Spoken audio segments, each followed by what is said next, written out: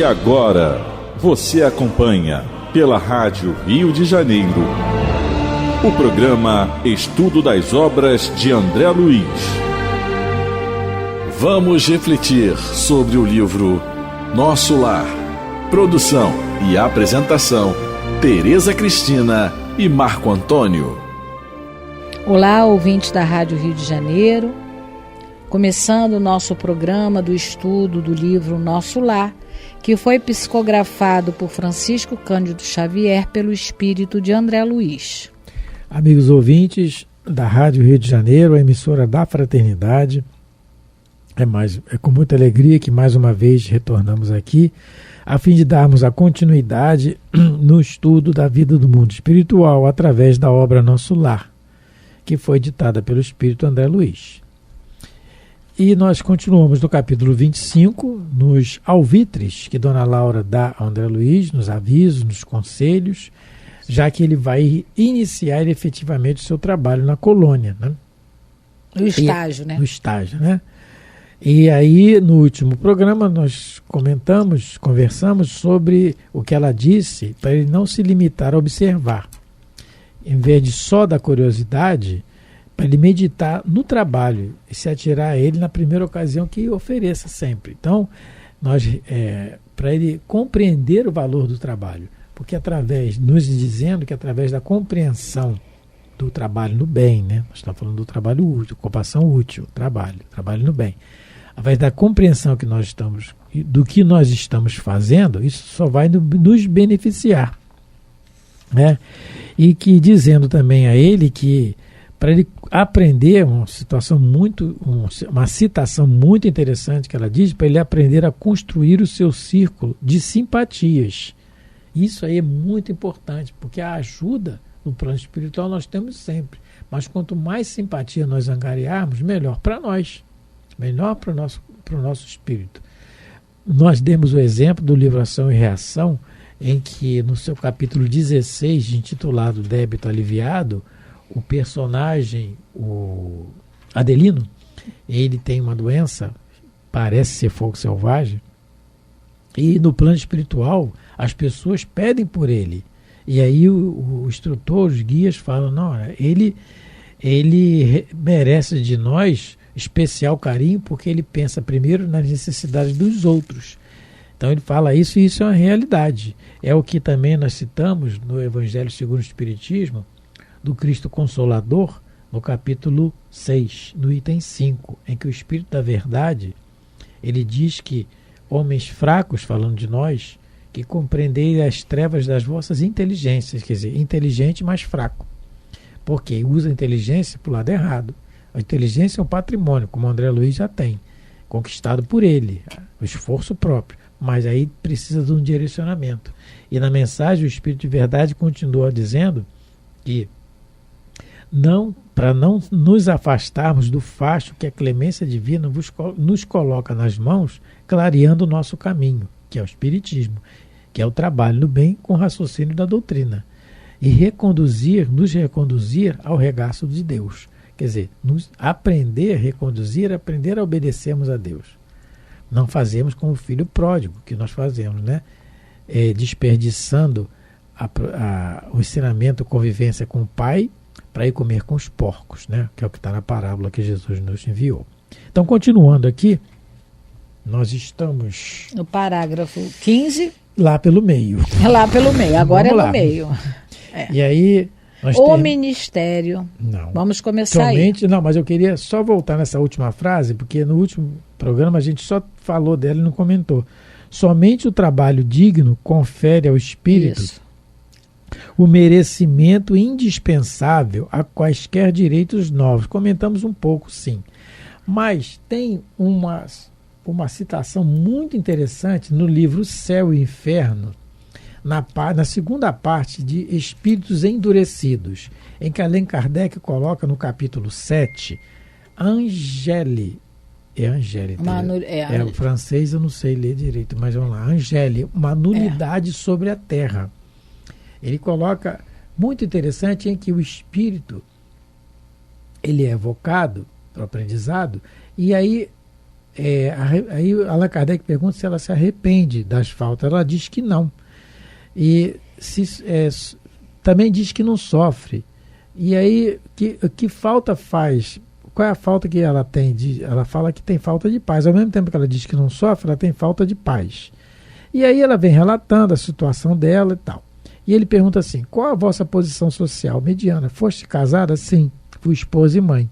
E cumpriste zelosa e deveres decorrentes desse duplo encargo? Ela diz: não. Meu marido entediava-me, bem como os meus filhos.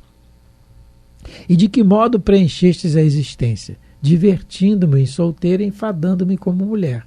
Quais eram as vossas ocupações? Nenhuma. E quem cuidava da vossa casa? A criada. Não será cabível, Kardec pergunta, atribuir a essa inércia a causa dos vossos pesares e temores? Talvez tenhas razão, ela responde. Mas não basta concordar. Quereis reparar a inutilidade dessa existência e auxiliar os espíritos sofredores que nos cercam? Aí ela pergunta como? Ajudando-os a aperfeiçoarem-se pelos vossos conselhos e pelas vossas preces. Aí ela responde: eu não sei orar. Faloemos juntos e aprendeis. Sim, ela não. Mas por quê? Cansa. Nem orar ela quer. Então o título é Uma Nulidade sobre a Terra. Aí depois vem o comentário do guia dela, porque ela tem um guia, gente. Todo mundo tem, né? Ou é o guia da média? Aí vem o guia da média. Instruções do guia, que o nome dele é Monod. Monod. É francês. Meu francês é meio meio portuguesado. E aí vem a instrução do guia da média. E aí na instrução ele vem dizendo assim: o nome dela era Ângela. Era uma dessas criaturas sem iniciativa, cuja existência é tão inútil a si como ao próximo. Aí ele vem botando, sem faltas graves, ele vem dizendo, sem faltas graves, mas também sem méritos. Ela fez a infelicidade do marido comprometendo pela sua incúria e desleixo o futuro dos filhos. Né? A sua existência foi improfícua e por isso mesmo culposa, visto que o mal é oriundo da negligência do bem. Ficai bem certos de que não basta abster-vos de faltas. Isso é muito profundo. É preciso praticar as virtudes que lhes são opostas. Eu vou me isolar porque eu não quero me comprometer. É o mal. O não fazer o bem é o mal. É o que ele está dizendo aqui. Estudai os ensinamentos do Senhor, meditais e compreendai-vos de que eles, se vos fazem estacar na senda do mal, também vos impõem voltar atrás, a fim de tornares o caminho oposto que conduz ao bem. O mal é a antítese do bem. Logo, quem quiser evitar o primeiro deve seguir o segundo, sem o qual a vida se torna nula, mortas as suas obras. Aí, Kardec pergunta: ser-me-á permitido saber qual teria sido a penúltima existência da Angélique, quer dizer, antes dela, né? Dessa encarnação por último, que ela teve, a penúltima. Aí o Espírito responde: ela viveu na indolência beatífica, na inutilidade da vida monástica, preguiçosa e egoísta por gosto. Quis experimentar a vida doméstica, mas seu espírito pouco progrediu. Então, essa questão da inutilidade, não vou me comprometer. Não. É exatamente o oposto do que o André Luiz está fazendo. Ele vai à luta, como diz aqui no linguajar popular. Ele vai à luta, ele vai à batalha. Então, é na batalha que se fogem os heróis. É assim, é isso que ele está fazendo. O que ele quer é visitar a esposa, normal, é o que nós vamos querer fazer. Mas tem regras para isso. Para o bem dele e para o bem nosso. Ele tem que estar equilibrado para isso. E ele precisa trabalhar. E através dessa condição que ele está tendo para ter o que ele quer, ele vai aprender no trabalho, do serviço ao próximo, com carinho, com interesse pelo próximo, que é o que ele nunca teve anteriormente. Então, tudo beneficia a nós mesmos, né? Que é ele que está dizendo aqui. Isso. Continuando. O Ministério da Regeneração, é aqui, né, Teresa? Isso. O Ministério da Regeneração está repleto de lutas pesadas. Localiza-se ali a região mais baixa da nossa colônia espiritual. Então, dos ministérios que tem no nosso lar, dos ligados mais a Terra, a crosta da Terra, que são o da regeneração, o auxílio, comunicação e esclarecimento. O da regeneração é exatamente o mais inferior, que deve ter fluidos mais condensados, né? Uhum. Saem os espíritos mais dementados, mais desequilibrados. Aqui mais para frente, num capítulo que eu não lembro qual, o André Luiz, quando ele está nas enfermarias lá do Ministério da Regeneração, ele escuta uns gritos e ele pergunta a Narcisa se ele podia ir lá ver. E aí ela diz que não, que lá estão os desorientados, os desequilibrados da área sexual. Estão em piores condições do que o resto. E ele não é autorizado a ele entrar, porque ele está no começo da tarefa. E aí ele obedece, e aí ele deve ter lembrado do conselho da dona Laura, para não ficar com curiosidade vazia, e ele acata na mesma hora e não insiste. Porque, porque ela, quando avisou isso para ele, ela sabia que determinados lugares, mesmo no Ministério de Regeneração, seria vedada a entrada dele. Isso depois ele vai conseguir mais tarde. Sim, até bem porque mais no tarde. livro Libertação ele vai numa colônia. Bem mais tarde. do bem Gregório, mais tarde, né? mas no começo tá não. Mas no começo não. E aí continua. Saem de lá. Que eu me perdi. Saem de lá todas as turmas destinadas aos serviços mais árduos. E aí a gente pode entender também o trabalho que é feito pelos samaritanos, que a gente também vai ver mais na frente, que vão ao umbral, nas regiões bem inferiores do umbral, para buscar espíritos que mostram sinal de arrependimento, que já não tem mais, não adianta ficar naquela região purgatorial, porque não vai melhorar a condição deles. Então, um dos serviços árduos, que parte lá do Ministério da Regeneração, é essa busca a espíritos bem desequilibrados que ainda estão no umbral, como o próprio André Luiz. Né? Como a Teresa está colocando, esses serviços mais árduos, quando ela coloca para o André Luiz mais árduo, não é questão de pegar peso, não é pesado, não tem nada para carregar de peso, não tem nada, não é caminhão, não é nada disso. É árduo no sentido de o ambiente que está se fazendo lá, pela qualidade, vamos dizer assim, irradiações dos espíritos que estão lá ainda, dementados, revoltados e etc. E aí se faz necessário que quem for lá trabalhar já tenha um certo equilíbrio, porque é como nós comentamos antes, senão, cego guiando cego, os dois caem no abismo, como disse Jesus. Então, aí a Teresa colocou, porque há uma avaliação daqueles que podem ser resgatados ou não. Isso é uma avaliação dos espíritos que já têm condição para isso. Sim. Uma mãe que tenha 5 filhos e deixa os 5 no ambiente, ela sabe, uma mãe que realmente cuida e sabe, interessa pelos seus filhos, ela sabe o que cada um vai fazer. Não sabe? Claro. Fulano vai ficar quietinho, o outro vai ficar quietinho, o outro não vai, o outro não vai, o outro não vai. O outro vai falar demais, o outro vai mexer em tudo. O outro vai quebrar tudo, o outro vai...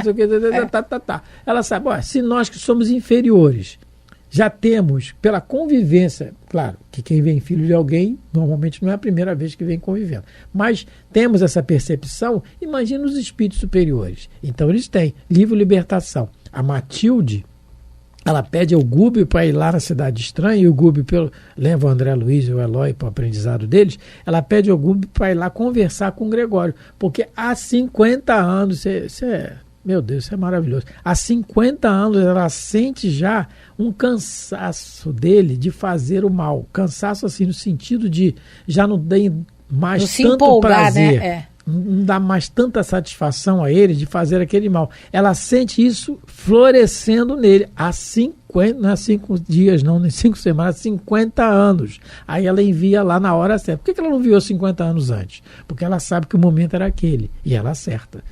Então, essa avaliação, ela é feita por espíritos que já têm condição de fazer isso, de avaliar isso. Então, cada caso é um caso diferente do outro. Né? Então, vamos lá. Não se considere. Não se considere, porém, humilhado por atender às tarefas humildes. Porque ela sabe o que vai esperar. Dona Laura, com mais experiência, ela sabe o que vai esperar ele lá. Ele médico não pode ser, o que ele vai ter que fazer lá? Alguns serviços mais rudes. Para nós, o André Luiz foi o Carlos Chagas. Então, o doutor Carlos Chagas. Isso é dito, não é opinião pessoal do Marco Antônio e da Tereza. Isso é dito pelo Divaldo, pelo Raul, por outros. Pelos biógrafos do Chico. Uhum.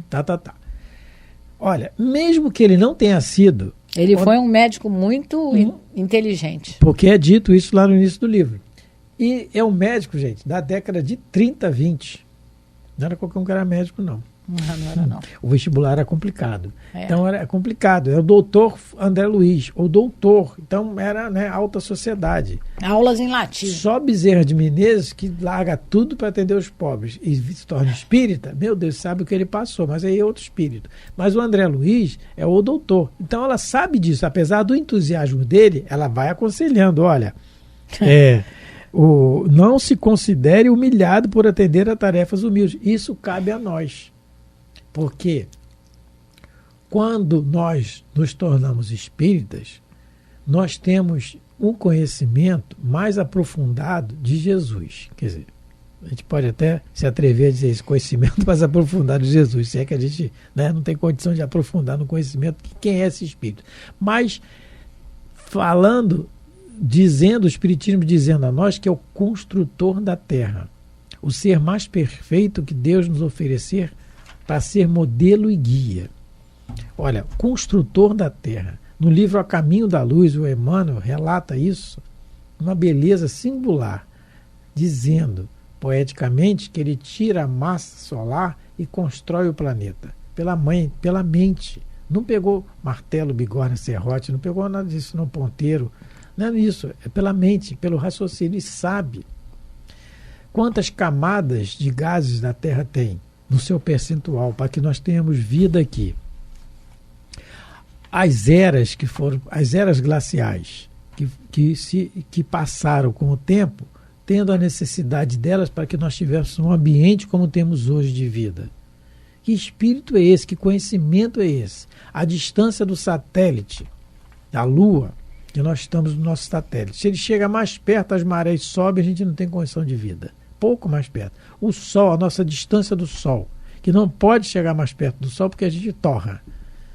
Então, em tudo existe. Nós estamos girando, nós estamos aqui na Terra e a Terra está girando. Movimento de translação e de rotação. Em torno de si mesmo, em torno do Sol. Nós estamos girando e alguém sente girar? Não, nós estamos. Isso tudo comandado por um espírito. Que espírito é esse? A gente não tem ideia. A gente não tem ideia de que espírito é esse. Apesar de muitos de nós fazermos piada com ele. Mas ele não liga, não tem problema. O problema é nosso. Então, que espírito é esse? E aí, por que ele está dizendo isso? Porque ele vem e encarna numa aldeia humilde que só existia porque tinha um poço de água. Nazaré. Ele nasce em Belém, numa condição de pobreza, realmente. Palhas, em volta de palhas, em volta de animais, mas vai viver numa aldeia com meia dúzia de casebres e numa pobreza, na simplicidade de uma carpintaria, o construtor da terra. Não dá para entender isso aí, a gente não consegue conceber essa humildade, essa simplicidade. E é isso que ele fala aqui. Não se considere humilhado por atender às tarefas humildes. Podia dizer assim como Jesus nunca se considerou humilhado por encarnar aqui e nos ajudar, e nos dar exemplo. Porque, na pergunta 625 do Livro dos Espíritos, modelo e guia. Guia a humanidade teve muitos, sempre os teve. Deus nunca nos deixou desguiados. Sempre temos alguém para nos guiar nos exemplos da vida. Agora, modelo como ele não tem. Ele é o modelo. Modelo de vida e exemplo. E sofreu aquilo que nós fizemos com ele. Não é? Então, quando ela fala isso aqui, não se considere, porém, humilhado por atender às tarefas humildes. Lembro-lhe... Agora que vem o bonito. Lembro-lhe que em todas as nossas esferas, desde o planeta até os núcleos mais elevados das zonas superiores, em nos referindo à terra, o maior trabalhador é o próprio Cristo, e que ele não desdenhou o serrote pesado de uma carpintaria. Isso é muito bonito, É o que a gente estava falando antes, né? E é bonito porque esse trabalho de Jesus nos mostra o trabalho físico dele, a gente pode imaginar o trabalho espiritual, porque com o serrote ele construía móveis, ajudava a construir casas, com certeza também, construir abrigos, porque é o que uma pessoa, né, um carpinteiro faz. Mas espiritualmente também ele veio à Terra para construir um abrigo para nós, os seres humanos ainda inferiores que somos, e que só vamos conseguir melhorar a nossa evolução se nós nos abrigarmos nele, não é? Aquele que é o trabalhador divino, aquele que nos dá o exemplo de quem mais trabalhou, de quem mais serviu na Terra, apesar de ser um espírito tão evoluído, né? Um espírito crístico, o espírito mais puro que já veio à Terra. Então é muito bonito quando ela diz, né, que apesar de tudo, ele não se incomodou de vir reencarnar numa região pobre e bem necessitada, como a Israel. E o Emmanuel até coloca que essa escolha também não foi por acaso. Ele escolheu nascer em Israel porque à época era o povo mais orgulhoso, era a raça mais orgulhosa que veio de Capela. Eram aqueles espíritos que se reencarnaram em Israel. Então Jesus fez essa escolha para poder ajudá-los pessoalmente mais efetivamente. Então, é por isso, né, Tereza, que esses espíritos superiores que vêm encarnando para nos dar exemplos, nos ajudar, eles não sentem a dor, o prazer deles no trabalho, porque eles compreendem Jesus como nós ainda não compreendemos. Nós não temos essa compreensão. A Madre Teresa falava: eu sou um lápis na mão de Jesus. O que ele pede para escrever, eu escrevo. Irmã Dulce, né, não cansava. Nós temos aí o Chico, né? Eu já não sei quem sou eu, quem é Emmanuel. Paulo de Tarso, eu já não sei quem sou eu. Quem é Jesus, já sentia, já. Então, as dores que esse espírito sofreu, o livro Paulo Estevam, essa obra-prima, e nós pegamos aqui o ensinamento, acho que dá tempo de falar ainda, do livro 50 anos depois, em que a personagem principal, Célia, né, que é um anjo, poucas vezes você vê um espírito superior elogiar alguém, e o Emmanuel elogia muito a ela na introdução desse livro, 50 anos depois. É um anjo, realmente. E aí, numa situação lá do livro, ela vai visitar, ela consegue com o seu avô, o Neio Lúcius, e ela vai visitar o Nestório e o filho na prisão. E aí o Nestório, que a gente sabe que é uma das encarnações do Emmanuel, ele fala para ela assim: para Célia, tua vinda a este cárcere representa para nós a visita de um anjo. E mais adiante: para a alma fervorosa, o melhor sacrifício ainda não é o da morte pelo martírio. Olha, morte pelo martírio, ou pelo infamante opróbrio dos homens, mas aquele que se realiza com a vida inteira, pelo trabalho e pela abnegação sincera, suportando todas as lutas na renúncia de nós mesmos, para ganhar a vida eterna de que nos falava o Senhor em suas lições divinas. Então esse é o nosso aprendizado, que nós temos que procurar lutar por ele, esse aprendizado, essa compreensão no dia a dia, né? Muito obrigado. Vamos agradecer mais uma vez que o relógio aqui, ele trabalha. Ele trabalha. Ele serve, ele trabalha. É disciplinado esse relógio. Sem parar. Bom, muito obrigado pela atenção, pelo carinho, pela paciência de nos ouvir mais uma vez. Fiquem com Deus e, se Deus permitir, até o próximo programa. Muita paz a todos, que Deus abençoe vossos lares, vossas vidas, e que continue nos ajudando para que a gente possa cada vez mais colocar em prática todos os ensinamentos de Jesus que foram trazidos à Terra por Ele mesmo e depois pelos seus missionários. Muita paz. A Rádio Rio de Janeiro apresentou o programa Estudo das Obras de André Luiz. Produção e apresentação, Tereza Cristina e Marco Antônio.